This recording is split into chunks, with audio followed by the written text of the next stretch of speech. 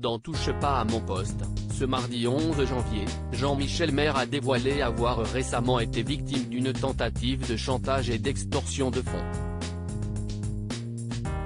Une histoire très inquiétante. Ce mardi 10 janvier 2023, Cyril Hanouna interrogeait les chroniqueurs de Touche pas à mon poste afin de savoir s'il avait été la cible de menaces à cause de leur notoriété. Et force est de constater que la grande majorité avait déjà dû faire face à ce genre de situation hautement désagréable. C'est notamment le cas de Jean-Michel Maire, comme il l'a confié à ses camarades.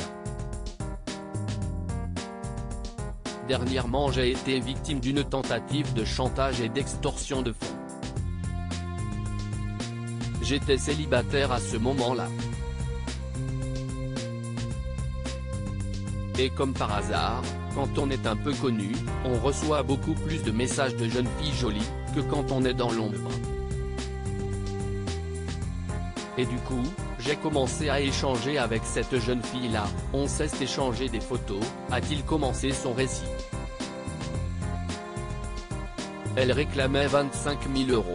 Le chroniqueur de 61 ans assure, moi, j'étais en pleine confiance parce que ça faisait tellement de temps qu'on parlait, si arrivait progressivement, on s'est échangé des messages, on se racontait nos vies, si devenu plus intime, raconte Jean-Michel Maire, à qui la situation a fini par échapper. Un jour un journaliste du magazine Public, que je connais un peu, m'a appelé en me disant, est-ce que c'est normal qu'on reçoive des photos intimes de toi à la rédaction ?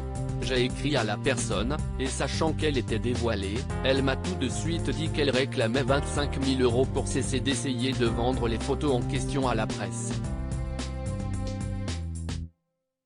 Le magazine m'avait dit que de toute façon il ne ferait jamais paraître ce genre de photos, mais pour que je sache que ça circule, a-t-il révélé face à ses acolytes stupéfaits. J'ai quand même eu un peu peur. Jean-Michel Maire a alors expliqué la façon dont il avait réagi. J'ai contacté la police, qui a tenté de donner rendez-vous et de piéger cette personne, car elle prenait vraiment des précautions avec des téléphones à carte prépayée, etc.